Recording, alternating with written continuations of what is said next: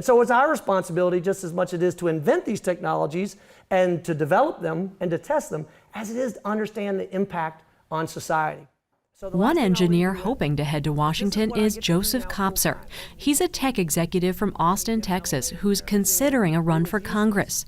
Kopser spent 20 years in the Army after studying aerospace engineering at West Point. As a kid, I was so inspired by NASA, and the idea of being in space was just fascinating. Kopser is exploring a run against Texas Republican Lamar Smith, a 30-year incumbent who's chairman of the House Committee on Science, Space, and Technology. Much of climate science today appears to be based more on exaggerations, personal agendas, and questionable predictions than on the scientific method. Kopser says he's motivated in part by Smith's skeptical views of climate change science. Lamar Smith is a nice gentleman. He has a view towards science and technology that is not helpful in terms of where our economy is going. His views on climate change are not in step with where the body of the science is. Smith also supported President Trump's recent executive order rolling back President Obama's Clean Power Plan.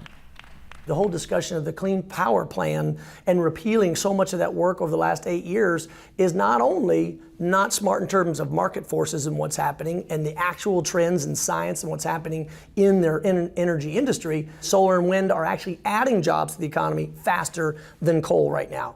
But if we come out with a rhetoric that is anti-new technologies and favoring one industry, picking and choosing winners and losers, then we're going to not only be investing in industries that are on the decline, but we're also going to not be able to unleash the potential that wind and solar and renewables have.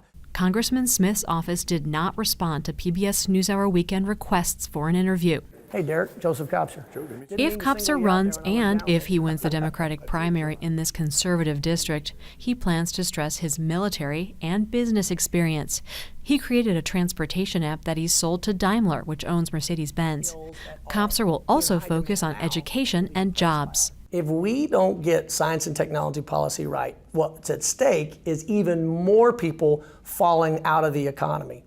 So a good example that looks at what's going to happen to society when autonomous vehicles, when machine learning, when advanced materials eat away at even more jobs. And if we continue this anti-science or anti-STEM rhetoric, we're just going to leave those people behind. It's just going to make it worse. If you run as a Democrat, it would be a partisan campaign. Would you risk sort of politicizing some of these issues more?